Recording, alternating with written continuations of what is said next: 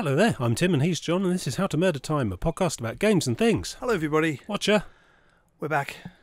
More games. Indeed. Less things actually. More games. Less things? What?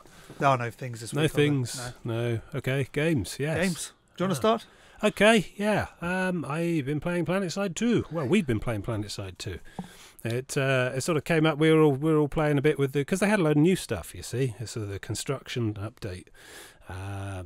Fans of Planetside 1, and there must be at least one who listens, will remember there were things called ant trucks, you see. They were the best bit, weren't they? It was a sort of refuelling mechanic. The various bases that you used to fight around all had a fuel silo which powered all the auto repair, powered all the power for the locked doors and the respawning and stuff like that. And as the base got wailed on and the guns got wrecked and rebuilt and so on, this fuel gets consumed. I think it used to get consumed when people respawned at the base as well. It sort of functioned as a kind of soft ticket system for the battle for each base. It gave each base a definitive sort of start and end, really. It also allows siege gameplay, because if you can stop the defenders getting a truck full of fuel in to restock this silo, then the sudden capture becomes a lot easier when the power's out.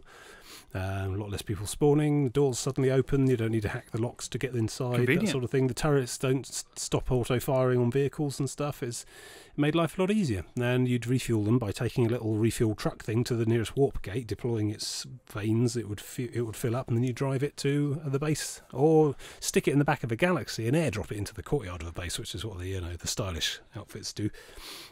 Planetside 2 didn't have any of that, so just zerging around, attacking bases and so on. So they've added something like that back as a massive patch and content update in recent weeks. It's still being developed then.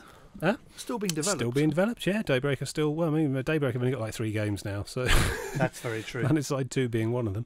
It's hard to tell how many games they've got because they don't really admit that they've given up on some of them. Well, I don't know. Planetside 2 is a massive content update, though. You'll be seeing some video underneath this with some of the new features. Me driving around in a fuel truck doing mining.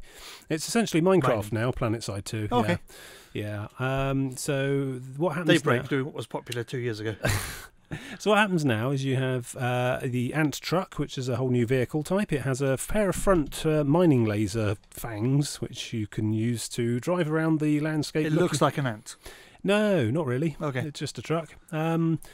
You can go and drive around looking for these magic rocks, these sort of black hexagonal crystal things that appear on the landscape with orange crackle patterns on them. Drive up to them, you fire your mining lasers at the thing. It takes units from the crystal and puts them in your tank. Your initial ant has 5,000 capacity. The crystals come in a variety of different sizes. I think there's a 1,500, a 6,000 one, and then a sort of 300,000 one or something, massive clump. So you fuel up, you take this ant, and then you drive around until you find a good spot. Then you can deploy a silo from the back of the ant, which basically lets you place a large drum in the middle of the landscape. There are no deploy zones around the existing original bases, and also around your friendly warp gates and so on. But large tracts of the countryside are areas where you can just arbitrarily build this silo thing. Once you've built the silo, you can then use the ant to unload the resources into the silo, and the silo has a terminal on the side which lets you pick up various deployable modules, things like walls, pillboxes, massive turrets. I mean, not the little engineered deployable tripod stand turrets. We're talking proper large fixed emplacement anti-vehicle turrets like you find on the proper bases. You can deploy all sorts of other widgets. There's air force fields, so a big sort of shimmery flat plane force field that covers the top of your construction work. All sorts of other bits and pieces like that. And these can all be placed any old where. You get a Sundra garage, I think, which is like a big covered archway with the option of having force fields on each side, so you can place a spawn truck inside, so that gives you some sort of resupply for infantry nearby. I think the other thing was I forgot now, it's gone. But you can deploy a lot of modules as well, which will upgrade nearby fortifications with different abilities, including adding force fields over the window slits for pillboxes, that sort of thing. So it allows you to shoot out without them being able to shoot in. Auto-firing module that automates all the gun turrets, lets them automatically fire on nearby troops, which does make the whole structure quite impregnable in terms of dealing with it. And yeah, you can take these deploying widgets and take them all over the landscape. You don't have to place them next to the silo you got the widget from. So essentially, arbitrary construction. The number of bits and pieces you can plonk down are on a per player basis. They're not regulated by the silo you're getting them from. So basically, it means that almost anywhere on the map you can just slap down a massive anti-vehicle turret or a massive wall across, sort of blocking a roadway. It has the capacity to really change how the landscape and the flow of battle works in quite unpredictable ways. Because by now everyone's learnt their way around the particular bases. There's a lattice arrangement. You have to go this base, this base, this base, and each base has a particular strategy that works when trying to get through it quickly and take it off the enemy.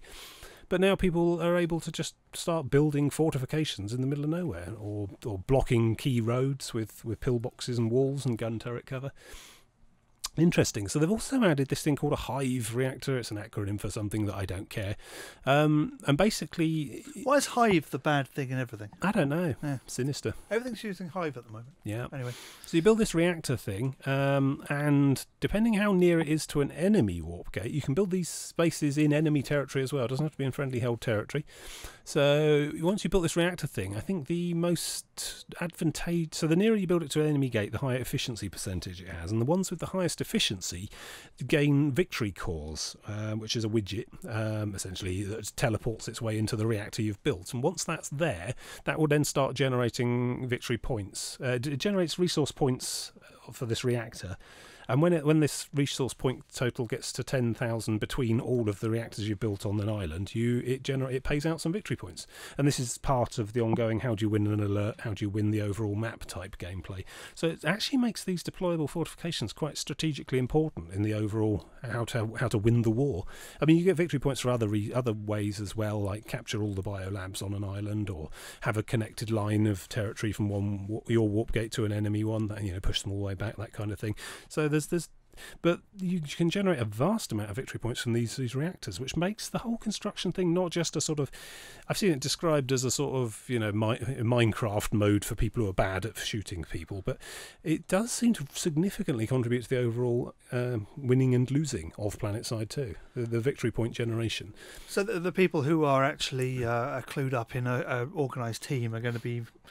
I think so, yeah. Yeah, I mean, we had a big old run around on Friday, because the Friday game we decided, oh hell, let's just have a go at Planetside 2 and have a look at this stuff, because there was quite a few of us having a bit of a nostalgic run around solo. So we thought, all right, let's resurrect the old 5 rounds rapid and have a go on a Friday like old times. It was a good session. I enjoyed it. We were sticking more or less to the half-hour rule that I was talking about many shows ago, which is basically you set the clock, you go do a thing, and at the end of half an hour, you stop doing the thing, you retreat. It doesn't matter if you're winning or losing, if you're doing well or being absolutely farmed. Half an hour on the dot, everybody recall, go somewhere else, try a new thing. And it really, really helps, because it's very easy to get sucked into the inertia of being bogged down in that game and just throwing yourself in an unwinnable situation over and over, being farmed over and over. And there's a certain amount of gritting your teeth and bearing that. There is value in a stalwart defence, even if you're not winning, because you're slowing the enemy's advance down. You're helping in ways, but it really does... as in most PvP and pretty much all PvP games, online PvP, it's not about being able to kill the enemy. It's about being able to drive the enemy players' morale into the ground so they give up and stop playing. That's how you achieve proper victory in any real sort of large-scale, persistent PvP environment. Is otherwise the enemy bounces back for another go and you get nowhere. You have to stop them coming back, which is essentially the way to win ultimately in these situations, and that is very much a morale thing, because most game mechanics, most sane PvP game mechanics, allow your opponent to jump straight back in for another go very quickly. I mean, there are a couple of very high consequence games out there like EVE Online, but even there, dedicated PvP people have got loads and loads of spare ships. They'll jump straight back in, they'll reship, they'll come and have another go. You've got to stop them coming back, and that's very much about morale, that's about player motivation, and one way to keep that high is to not commit yourself to 3 hours of being farmed over and over and over. But the thing with victory is also tricksy in something like Planetside 2 as well. You win a fight on a base, what happens then? You wait, and eventually the tides of battle will mean that an overwhelming force will come back across that base eventually if you wait long enough. So how do you draw the line? How do you know when you've decided you've won? And what we do is we say half an hour. We go and attack a base, we manage to hold it, and at the end of half an hour we'll consider that a victory and go away. It doesn't matter then if the enemy then, eventually rolls back over it in the next 20 minutes or so with vastly overwhelming numbers, because if you stick at it for 3 hours, all victories turn into losses eventually, given a long enough period of time. So you have to, it's very much about setting your own conditions, setting your own conditions of victory. Don't allow the enemy or the game itself to set the conditions of victory for you, because it's out of your control then, it's out of your hands. You're never in a position to say, yes, we've done well here, now let's go. You're just throwing yourself at a problem over and over and over, and eventually, even with the best will in the world, something like Planetside 2, the numbers are just going to be against you, no matter how skilled you are. You will lose. It's just a question of when. So breaking it up on a schedule of your own devising allows you to walk away at the end of half an hour, and it's not defeat, it's not being routed, it's not giving up.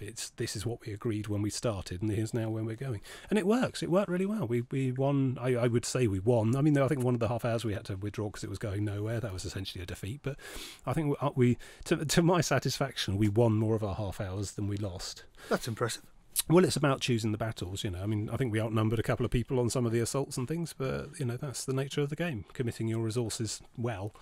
Perhaps we were committing our resources a bit inefficiently. We had a go with the ants. We were driving around harvesting up the crystals and dumping stuff in the middle of nowhere. We created a massive base that was tactically unimportant. The battle lines never came anywhere near it.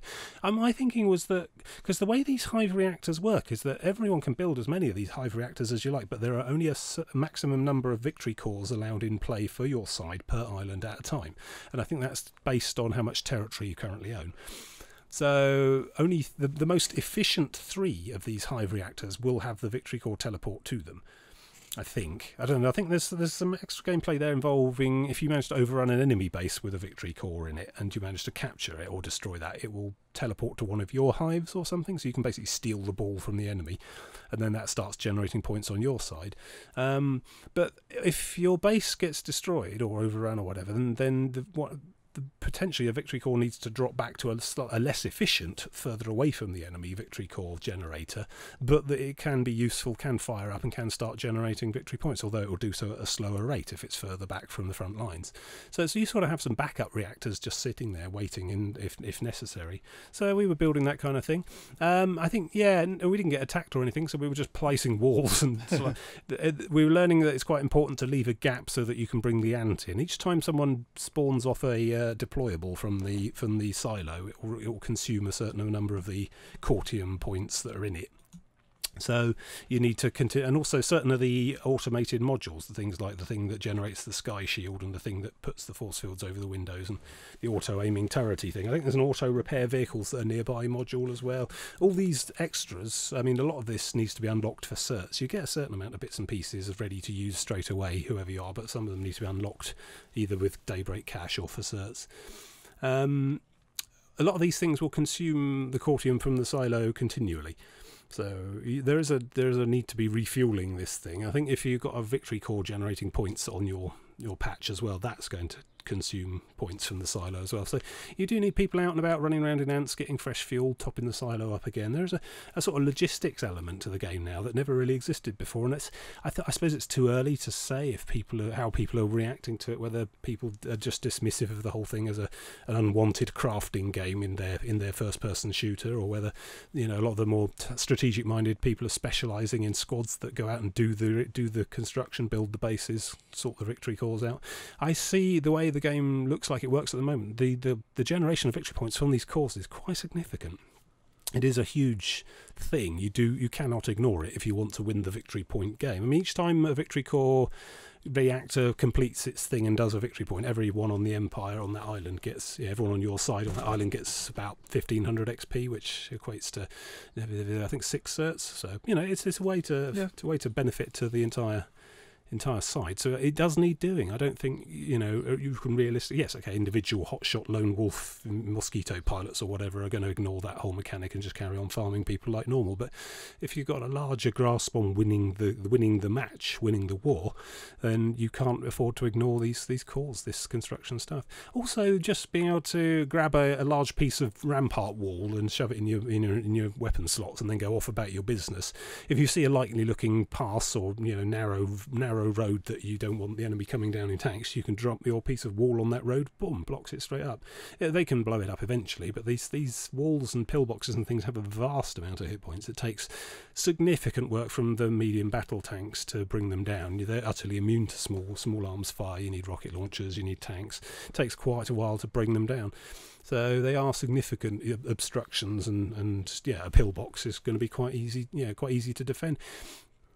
So we had a go at some of that, and then we got sort of drawn into more normal fighting for most of the evening. And then sort of later we moved to a different island on one of our half hours, and we saw one of these enemy victory core generators really far into our territory, well across the battle lines. This is a quite cheeky placement that was running at a very, very high efficiency, so it was obviously generating points for them quite quickly. And we thought we'd go and have a go. We loaded up a Galaxy. I thought, right, everyone grab some rocket launchers and things. We'll sort this out. Flew somewhat over the top. My God, it was like a bloody Death Star. It was insane. There was like 5 or 6 of these anti-air force fields things. So the anti-air force fields, they protect the stuff underneath them from incoming fire. And also, if you drop through them and drop through the thing, it sets you on fire, which will kill you, because I don't think it goes out quick enough to leave you with any health, even if you're full. So you can't just drop through it all. I heard that flying Valkyries over the top, that's the sort of open-sided Vietnam-style gunship type things. If you fly those over the side and you've got light assault people in the back, they can throw bricks of C4 out over the top and then detonate them when they're on the bomb. So apparently that's a strategy that we didn't try, actually. But that'll get nerfed. That might get nerfed. I imagine the force field will be altered so it blows up, it dropping ordnance as well. I don't know what the expected way to deal with this thing, because you had multiple layers of overlapping anti-air, anti-infantry and the anti-tank turrets all placed on hillsides all around it. There was walls all over the place. I mean, I don't know how many defenders were there. We didn't get a chance to look because it was just all went crazy and flashing fire and blowing up noises and explosions. I managed to get the Galaxy out the far side, and everyone dropped out, but most of them died on impact or got hosed very quickly. I don't think there was that many defenders though. Probably not. The way it seems to be designed is that you only need like perhaps 5 to 10 troops on the ground actually doing any kind of active defence, and most of those are engineers. All these fortifications can be repaired with the usual engineer gun. It needs a disproportionately small number of troops to utterly make one of these things impregnable if you've had time to dig in and deploy everything correctly, and of course if you unlocked all the cool gadgets at the top end of the system. We would one pass, had a look at it, thought there's no way, it's going to take about 30 or 40 people to shift that. So what we did instead was fly onto fly up to the front line behind it, and then captured about 4 bases in a row from the enemy, because all their troops were busy defending this mountaintop reactor thing. So we just pushed about 4 sectors into their territory, capturing their bases with very little defence. So you still don't want to ignore the main game, and I think at this early stage, I think a lot of people are enchanted with the novelty of new toys. It's always the shiny syndrome, isn't it? It's the shiny, yeah. And I don't know, I think they actually did win on that content because they were just playing very well on the other side as well, and they had a few more reactors going. So I don't know if the victory point generating is going to be nerfed a bit or tuned down. Probably. Because I think there's perhaps a danger that in its present state, it is these reactors are far too powerful, and it's going to draw people away from the standard game. And I don't know, it's a very divisive thing, isn't it? I imagine there will be large amounts of the game population who just don't like this weird Minecraft nonsense and want to just carry on playing the game they were enjoying a month ago. Whereas I imagine we were seeing a lot of people. I mean, I don't know if anyone else really noticed this in the group, but I was noticing a lot of kill spam, both people who were killing me and people I was killing were very low, sort of sub level 20 battle rank, which suggests either alts or brand new players. Would they have been alting in order to get a lot of the certs they needed? I don't know if there's any particular quirky mechanic that would benefit from having lots of alts on the go or whatever, but perhaps they were just rotating around to level up all of their Empire's characters with the new stuff, or I don't know. For one reason or another, I refuse to believe that, I probably shouldn't say this, I know a lot of the Friday group listen, but I refuse to believe that we're that good after so long of inactivity. We were getting kills, we were doing well, we were holding our own, we were picking decent fights and doing well. We were getting hosed as well on occasion, but it really wasn't. I remember towards the end of our last serious session of this stuff, I remember that we had we got to the stage where it was like week after week of just being farmed by battle rank 100s with, supernatural ease on their part, and that's part of what drove us out in the end, just because we were just getting fed up of, the absolute proficiency of the enemy versus our own incompetence. And this is after sort of a couple of months of playing and getting the hang of it. We should have been better than we were, and they shouldn't have been as good. I've recently learned that there was a massive exploit in the works back then that's only recently just been fixed. I'm in no real position to judge whether this was going on myself. I didn't notice it, obviously, but apparently there was an exploit where you could do something on the client end, ini files or whatever, just go in and edit some text file in the Planetside 2 directory, and that would make everyone else's head hitbox about a mile wide. Yeah. The dimensions for the hitboxes were stored locally on and it's a client-side hit detection game, so obviously, there was something you could do to basically just make people have enormous bobble heads, and then it would suddenly every shot in their vague direction was a hit. It was a headshot. Apparently, that's been fixed now. I don't know if that's accounting for the improved abilities and enjoyment we were having, or whether I don't know. I'm gonna because I do because it's what I do. I'm going to put it down to reduced proficiency on our enemies' part, and I don't know why, because we're fairly rusty. None of us have been playing a lot recently, a couple of solo sessions here and there, and like this Friday was our first go as a big old group again, but we had some good times. I can still fly the Galaxy. I still remember how I didn't put it into the side of a mountain full of passengers. That was good. Bonus. Yeah, we had a good tank column on the go as well. We got the mag riders out. We were running around there. I rode straight into a set of anti-tank mines and blew up, but the rest of them had a good run and kept alive for ages thanks to my heroic sacrifice. But yeah, it was good times. I mean, we enjoyed it enough that, I was getting a bit sweary towards the end. I need to address my anger management issues a bit, I think. Yes, me. I sometimes get quite cross when I find myself in a one-on-one versus the same player and they keep killing me 2 or 3 times in a row. I tend to get quite cross about that. I should just take a deep breath and go somewhere else. Yes, you should. Rather than keep trying to ill-fatedly pursue my original objective, because obviously they know I'm coming and are ready for me each time. And there are a lot of players in there who are much better than me, and that's something I shouldn't get cross about. I shouldn't get all wound up and sweary and sarcastic, but because I risk ruining everyone else's enjoyment then. But no, most of the evening went well. I got a bit tired towards the end, but no, I think we will be doing that again for a couple of Fridays in a row now. That's good. So, yeah, another season. I don't know how long it'll last. It lasts until it gets stale, until we get fed up. But until the next exploit. I don't know. I'm just rubbish at spotting these things. I spotted 1 or 2 in Planetside 1 in my day, but they were really stupidly obvious things like Terran Republic max units going round and round in circles at the flight ceiling, dropping grenades everywhere, and just thinking, hang on, that can't even jump jet. Why is that? What's that doing 2,000 meters up? So or sometimes they'd be underneath the scenery, firing up and killing people, and I think, hang on, that's not right. But yeah, that's Planetside 1, and it was rife with it, and that's what killed it in the end, I think. Planetside 2, I don't know. People say it has a reputation for hacking ruining it, but I don't know. We seem to be getting a fair deal of it last Friday, so it seems fair enough for me to continue playing, certainly. So yeah, we're enjoying that. It's going to be interesting to see, give it a few weeks, a month or so, see how all this construction stuff affects the game. I imagine there'll be tweaks and adjustments and things. There's bound to be. Yeah.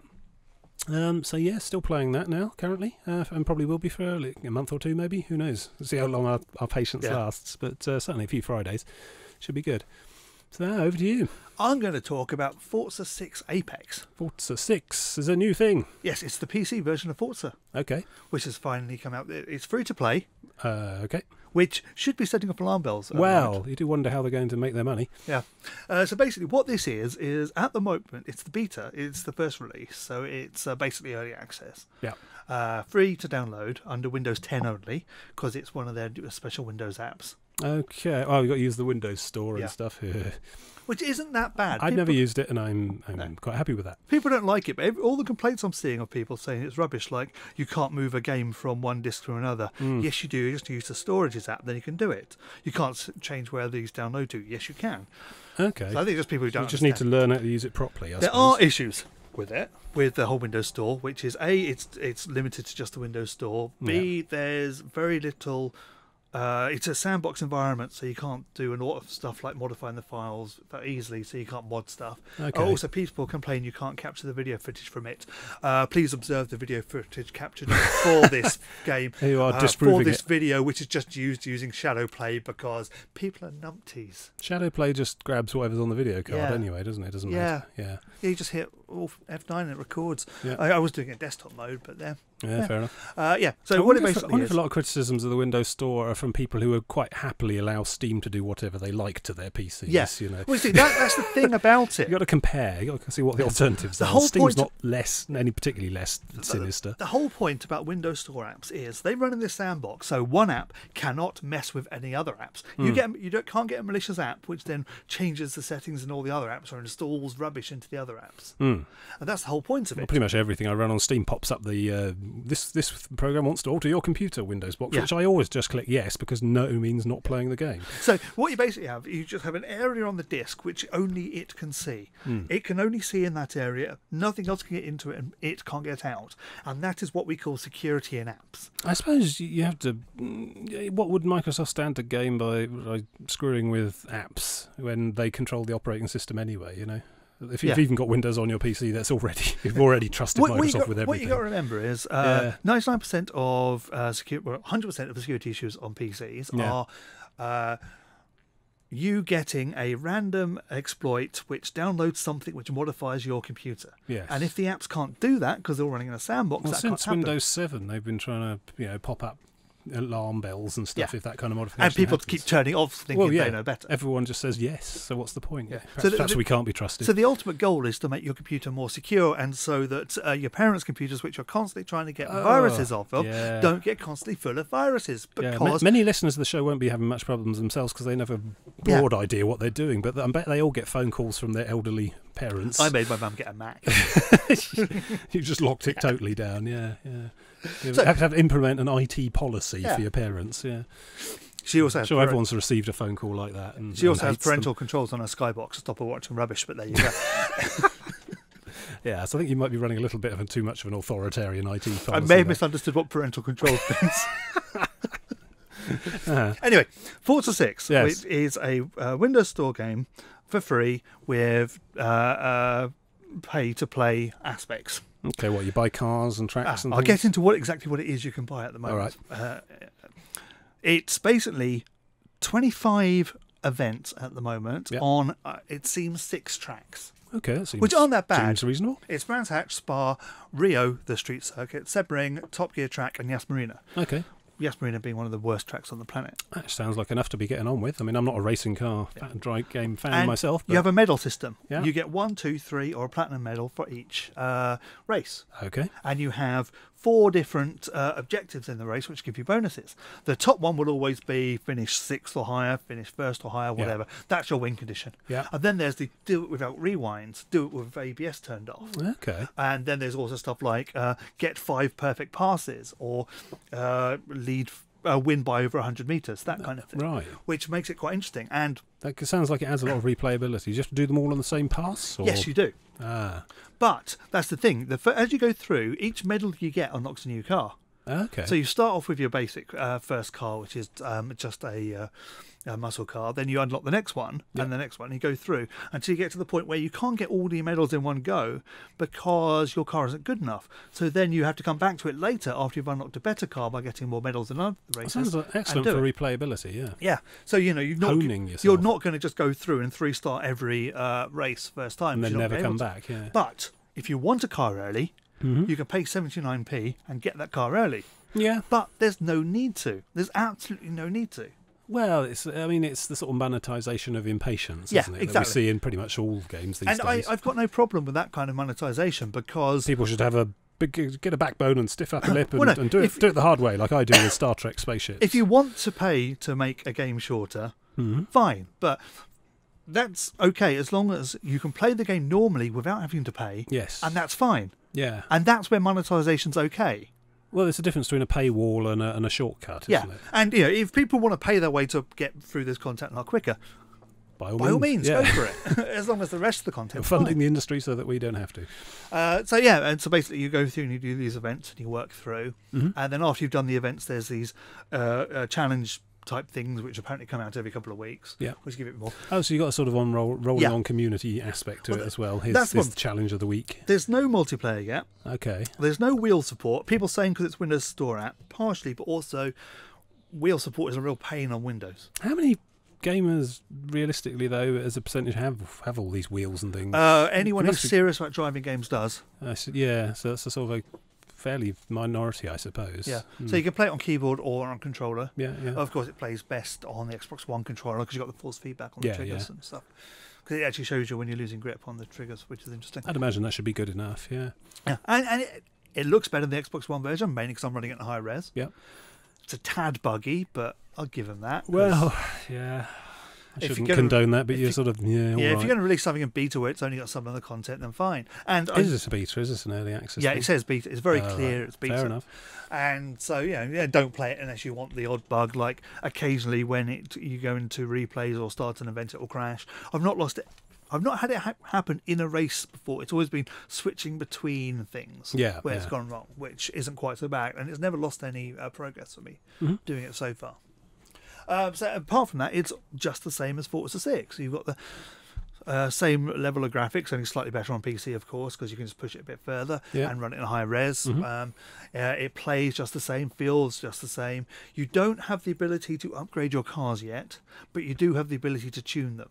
Okay. So if you've got tunable parts on the cars, you can do stuff like change the tyre pressures, or if it's a car with adjustable gear ratios, you can adjust that. Is that something they're adding, or? Yeah, I believe still, they will. So there's still work going on developing. Oh yeah, this, and there's something you go to the marketplace, which is where, in the case of the Xbox One, you share liveries and things like that, but that's not implemented yet. Okay. So the Xbox version has this rather nice designer for how your car looks. Yeah. So you can do logos and color schemes, and then sell it, and other people can buy it. Okay. And you can sell your setups.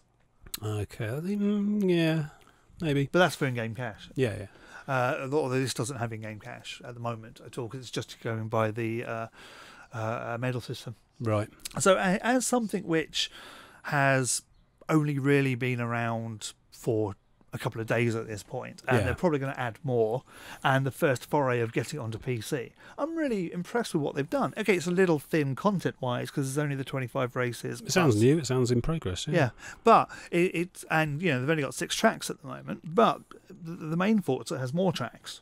And I can see them adding those tracks, no problem. It's just they're not putting it all in at the moment because they are working on it still. Okay. And it's a beta. Do not touch unless you want to touch it. Give them the benefit of the doubt, then I suppose. Yeah. Because they are going to have everything, surely, and they will start charging for stuff eventually. Well, if it is a beta, but it's not a beta you have to pay for, which is my typical. Yes. Bone of contention, as it were. If you're not paying anything to play this game at the moment, which great. It seems fair because it's not finished. Yeah, and it does have the odd crash. It does have the odd thing where occasionally it'll reset all the graphical options. But you've not paid any money, so you don't have a right to complain. Yeah, it seems like a fair way. You can complain, but it's futile to complain. Really. Bug report would be more useful. Yeah, it says beta. If you don't like bugs, don't play. Fair enough. So what's your favourite racing game at the moment, and is this better, Anne, or how does it stand up to comparing wise? Well, my favourite one recently was Forza Horizon 2, which was the open world Forza. Okay. Just because it just felt a bit more interesting and exciting. Yeah. This is back to a sort of race events. This is definitely a race event. The first one is driving around Rio. It does exactly the same thing as Forza 6 on the Xbox does. It puts you in a high-end car driving around Rio on a track. And gives you all the assists on. So your very first race in the game is really disappointing because you only have to hold the accelerator. It will auto brake. Worst assist. Is it auto steer? Yeah, to some extent. Wow. And so you just do that. And as anyone will know, auto brake is the best way in a racing game to make it so that you can't overtake anyone because it's auto braking so early. You're always going to overtake by out braking. I've seen you in corners. You tend to use the wall to go round and use some that of as the an footage, undertaking. Some of the footage underneath what I'm saying now is spectacularly bad. Yeah. So that's not so much auto, but it's a kind of safety feature rather than something that's designed to hobble you. But I approve of what it's doing. I approve of the fact that the getting the medals in the races is dependent on stuff like turning off the racing line indicator. Or doing manual gear shifting, moving people out of that full assists. Well, that's where your extra bonus objectives and things come in. Yeah. Yeah, it's just nice getting people away from Teach that. people to drive Because, like in the old yeah, days. in the main Forza on the Xbox, there's very little incentive not to have full assist on. Yeah. And especially in the multiplayer, there's really no incentive not to do that. Well, it's competitive edge, isn't it? Yeah. Mm. It's got some of the normal problems of Forza as well. Yes, Marina, you may notice on one of these playbacks I'm playing under it, I am all over the shop on it, going off the track, because I was seeing whether or not the...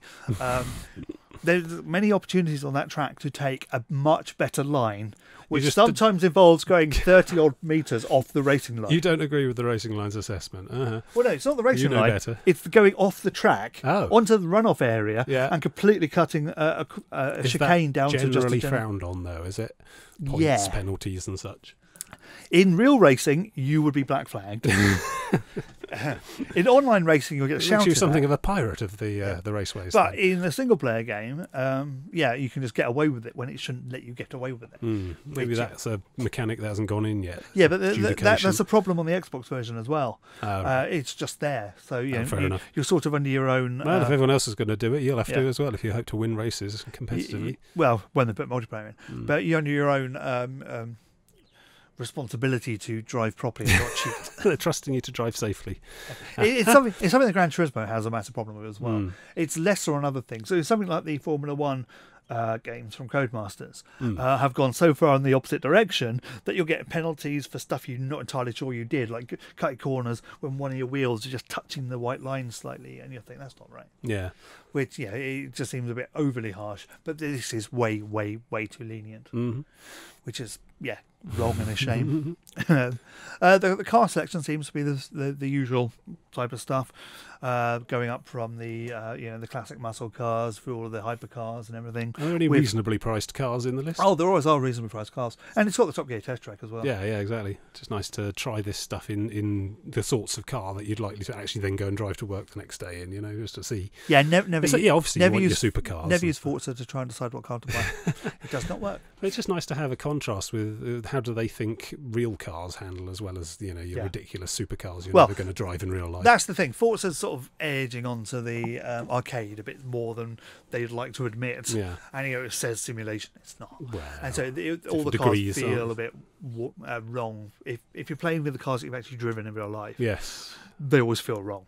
Well, but I think that's a useful sort of thing to inform us about how realistic these things are. If they throw a few real cars in there, like a Ford Focus or whatever, things that people are likely to have actually driven and understand it's always the Focus RS or the... Because then that will allow us to... Because very few of us have got, the kind of life experiences which would allow us to accurately assess how real the Zonda is in this on the Top Gear track or whatever, That's limited to a very... Well, actually, no, you can buy a weekend with a Zonda on a Top Gear track. So. Well, the point is, if they're making all these bold claims about, it's a really realistic simulation, we've got no idea. We just have to take their word for it because we haven't driven these cars on these tracks. But if it throws in a few, Allegros, the occasional Fiesta, then you start to be able to join a connection to your real It's always the top of the line one. It's always the Fiesta RS or the Focus RS. Well, yeah, but that's not a million miles from a real experience. Whereas some of these supercars that can fit under trucks without scraping the antenna, that's that sort of thing. Are you judging this by Fast and Furious again? I don't know. I have very little. Well, this is precisely my point. I can't judge it.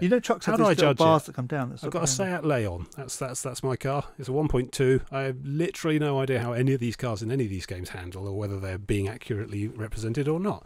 But that you might think, well, that's fine. If it's something like Burnout Paradise, it doesn't matter because it's just an utterly abstract experience that it's got no real bearing on my real life at all. But if they're starting to make all these claims about, it's a super duper top notch simulation, it's just like the real driving, says paid professional driver shill on the back of the box. Yes, for that time, and then I mean, we just have to go with that. Yeah, but if they are committed to having to throw a few real cars in, then we can start to say, hang on, this is all bollocks, Yeah, the secret is, of course, that none of these racing games do. No, it's all rubbish, isn't it? This is no substitute. This is why people who are very good at Forza and stuff are often not that great at driving, or don't even drive in real life, and vice versa.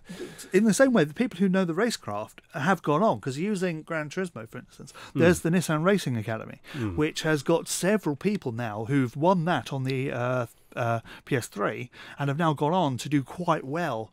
They've actually gone on to become real racing Yeah, drivers. because that's the whole point. You win I this. suppose there's a certain transferableness there, but But they still have to be taught how to race a racing car afterwards. and unlearn a whole load of stuff from the controllers. Yeah. Well, no, So- they're probably using wheels at that point. I suppose it doesn't matter if you're not taking it as any kind of realistic simulation. Yeah, if you they just are take just it, fun. take it for what they are. Yeah, Yeah. exactly. And this game really is fun. I do like it. I'm glad it's on PC. Yeah, it is quite thin at the moment, content-wise, and I can see myself burning through it in a week and then just sort of pottering around in But it from then on. For that price, it sounds quite Yeah, good. but for free, it's good, and the in-game purchases are completely ignorable. And it sounds like something that'd be worth keeping an eye on in the future as well, because obviously they're working towards a finished version that they're going to charge for. No, and they sell. say it's going to be free all the way. Well, there'll be a finished version at some point Yeah, anyway. there will be a which- finished version. Worth seeing what that involves. Well, it's basically just going to end up being Forza on PC, and that's not a bad thing if you like Forza. If you don't like Forza, then you're probably not going to like it. Well, yeah, I mean, there's the caveat there. It's always is going to be a niche game because it's a racing game. But then again, it's also another example of Microsoft's bizarre commitment to actually releasing stuff on PC recently. That's good. Yeah, yeah. So, do you think there's going to be another Xbox, or are they cashing in and Well, there's a going new for PCs? Xbox being announced in a couple of weeks. Okay. Oh, well, so It's a imagine slightly that- upgraded Xbox. Basically, with the Xbox Slim, but yeah. I will have some commentary and opinion on that, I'm sure, when the Probably not. time comes. Ah, cool. Yeah, so yeah, it's fun, it's good, and if you can put up with the crashes, it is perfectly enjoyable. Okay, cool. So, you'll go. I'm going to talk about Divinity Original Sin, which I was Ooh. gifted on Steam. Thank you very much for that. And I've finally got around to installing and having a go. And it's really good. I'm enjoying it a lot. It's essentially a kind of Baldur's Gate type style of experience. I mean, I'm seeing a lot of this lately, Legend of Grimrock and so on, the sort of recreation of spiritual successors of ye olden days of gaming, which I say, is this a thing for gamers of a certain age like myself? Yes. I mean, does your modern sort of sub-20-year-old care about this kind of thing? Nope. Anyway, I guess. don't care about sub-20-year-olds, so it all averages out. So basically... Unless you're a sub-20-year-old listening to this show, then we really care about Not it. you, dear listener. You're great. Yes. Yes. So it's essentially your top-down circles around the feet of party members moving through a landscape, doing quests, visiting ye olde inn, and it seems to be. See, I mean, there's been a lot of Diablo clones in recent years, where it is these what the so-called was it action RPG, ARPGs, Yeah. I think they call them. So. Been a lot of that out there lately, including Diablo 3 itself. Path of Exile's another one. I think we had I talked about a few more on the show recently, and they get a bit forgettable. They get a bit samey, and they are essentially skeleton clickers. You know, you just sort of click, click, click, click, click, loot, loot, loot, loot, loot. You know, maybe there's one guy you can sell it all to and get a better sword from, and that's it. There's not. I haven't really seen a lot lately that's in the sort of involved story and plotting category that Baldur's Gate and very certainly Planescape Torment sort of covered, which is the idea where there are as deep and rich stories and complex interactions with NPCs and multiple dialogue choices when you talk to them, you know, with all numbered choices below the screen, and half of the screen turns into a bit of reading to do. And, you know, you're trying to work on a definitive story with, you know, quest objects with almost point-and-click adventure type elements to them. I think Baldur's Gate had some of that. It's Planescape Torment again. I keep talking about these games, but I keep talking about games that are very old. They're like 20 years old. Because you are very old. Well, yeah, okay, you know, this isn't about me, this is about the game. But it seems to be, I don't know, we went through a spell where there just wasn't a lot of that going on, or perhaps I just didn't see No, it. all the publishers decided they didn't sell anymore, and then didn't make any. And then people started crowdfunding it and saying, could we have this, please? And they said, I don't know if Divinity Original Sins are one of these Kickstarty things, or whether it was just something people have been quietly getting on with, but it came out and there's an enhanced edition, which is the one I got, and I don't really know what the difference is. This is the problem I have with these enhanced editions of whatever. I come, because I typically come to these things like 3 or 4 years late.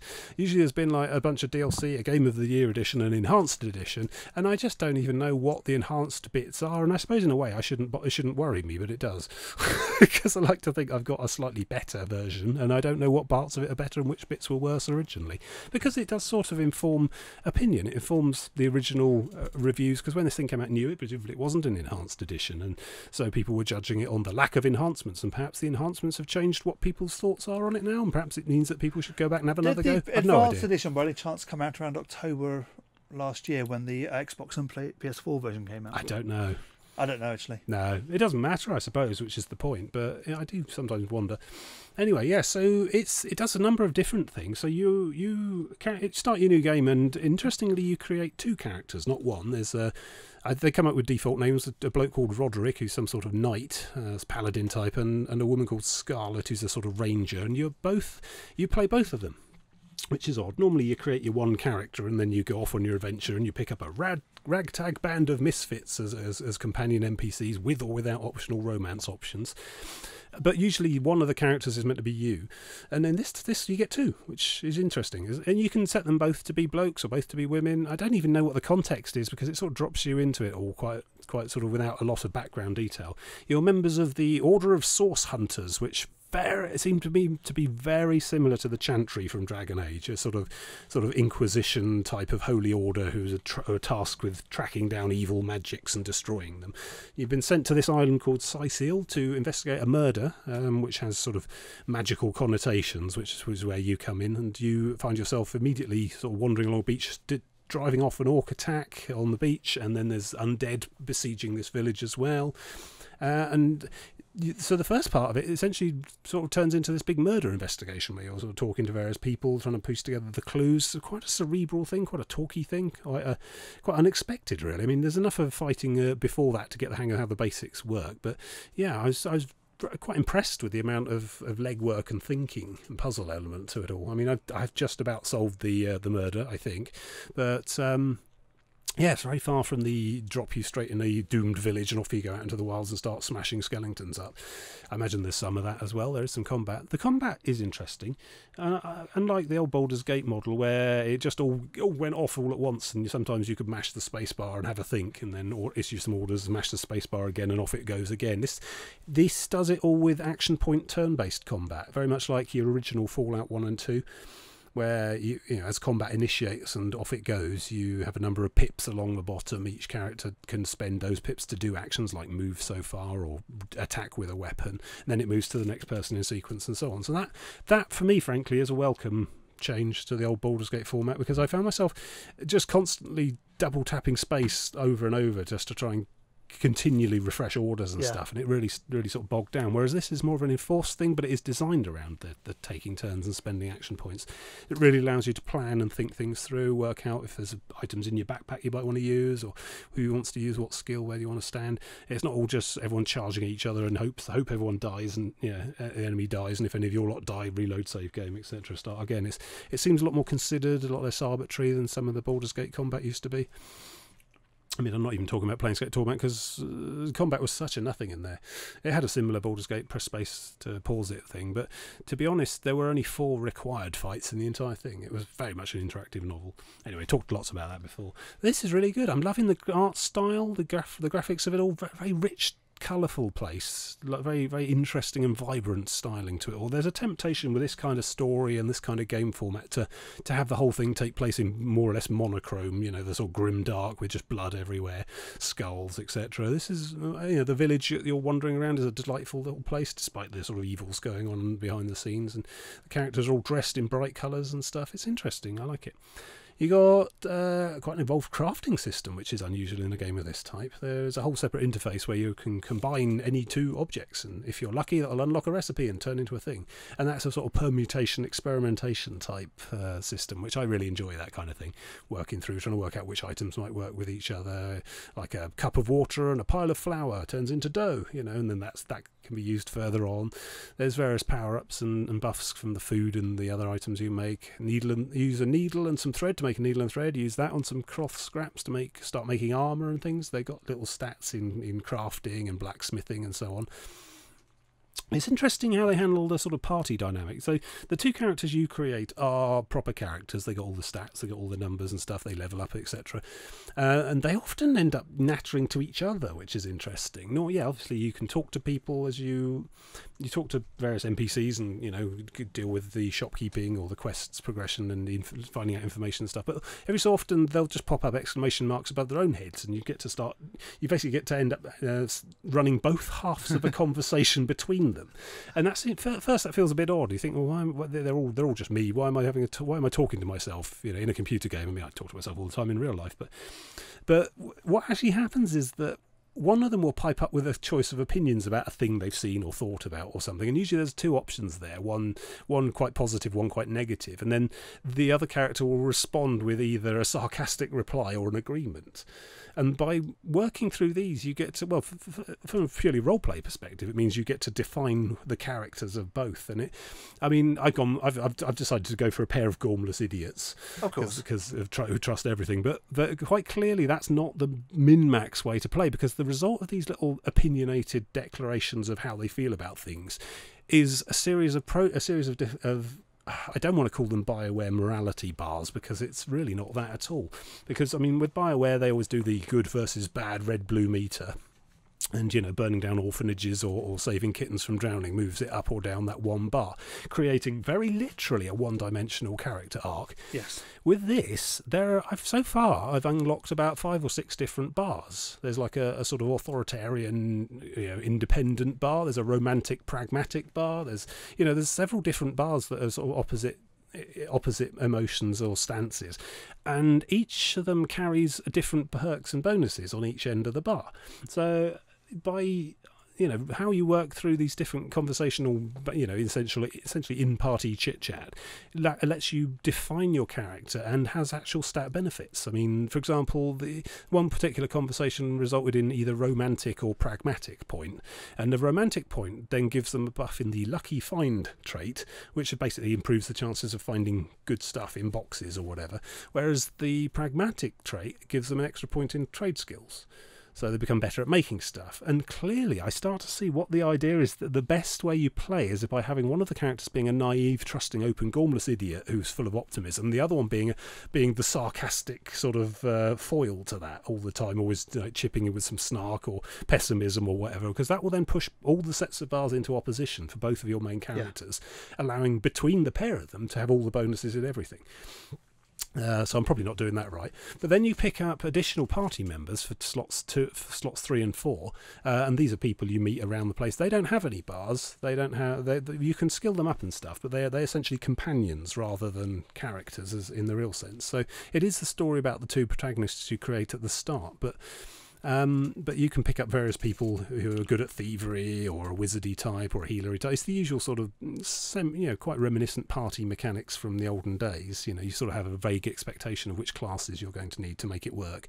And so far I've got 2 tanks and 2 rangers. So I may have done that wrong already, but we'll see. I have the feeling it's a bit less rigid than that, though. I got a feeling you can probably get by. I mean, the various classes all seem to get some kind of self-heal as well as part of one of their action abilities and so on.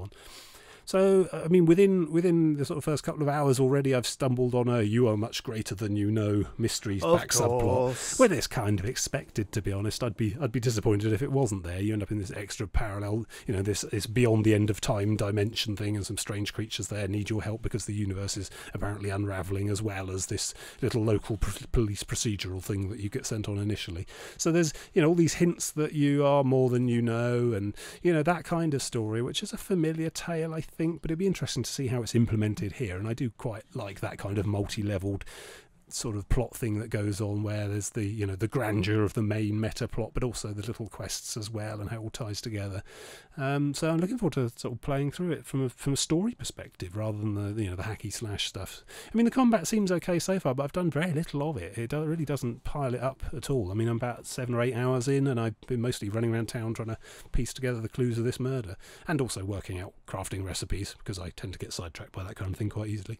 But very impressed with it so far. I mean, if you like Baldur's Gate and that style of thing, this is very much the problem is I like Baldur's Gate, but I try playing it now. Yeah, even the revised revision. I haven't tried the enhanced edition that you can get on Steam. Was it Beamdog or whoever? Because they got in a lot of flack for coming up with additional chapters that were just out of nowhere, that people didn't really get on with and weren't really in the spirit of the original thing. But I mean, I managed to dig out a reasonable emulator for the first Baldur's Gate game, and I had it working and stuff. But it is very dated. It's very, very small screens, low resolution, and the combat is very arbitrary, particularly when you're creating first level wizards, because Yeah. that was always the big problem with D&D, the original Dungeons and Dragons stuff, pen and paper, is that you create a wizard who rolls a 4-sided dice to determine their initial hit points, and most arrows do a 6-sided dice to when they hit. So basically, everyone had the house rule of you having your maximum first hit point. Yes, but even that wouldn't help you, because even with maximum wizard hit points, a first level wizard will be slain by an arrow hit about a third of the time, the way the numbers shake out, and that's no good for a wizard. But then ninth level wizards, top end wizards are godly powers who can rewind time and change the nature of reality. So if you can survive to become great, it's brilliant. But, sort of natural selection. Yeah. Whereas a fighter's a more linear thing. It's you start reasonably competent, and most stuff's balanced around you at level 1, and then you are reasonably competent all the way up. Boring. Anyway, so yeah, Divinity Original Sin, very good. I'm enjoying it a lot. Probably talk about it more, but recommend it on what I've seen already so far. Very good. Yeah. Very good adventure of that type, if you're of a certain age like me and miss Baldur's Gate and co. Yeah. So over to you. I only played one game this week. Oh, you're out, are you already? Yeah. Okay, well, in that case, do your spiel. You can go along to howtomurdertime.com, where you can see all our previous episodes, including the Van Hemlock shows of the past and all of the other How to Murder Times. You can also go on to YouTube, where you can see the video version of this if you aren't already. And if you subscribe to that and like it, then you'll get to see more episodes when they come up. Hurrah. There's also our Minecraft adventures, where we're currently just been doing a lot of stuff in Nether. Wait till they see the mana core. I'm terrified. They almost saw the mana core in last week's show. Yeah, is it getting close? Well, no, because we talked about Minecraft in last week's show, I put the bit of one of the latest episodes in, but I cut it just before they got to see anything interesting. Wow, it is awesome. There were a couple of hints in there. You will not be disappointed. To weird stuff we've done, so yeah. So they can look forward to that. Cool. And you can join us next week when we're back with more of the same. Hurrah! See you next time. Goodbye.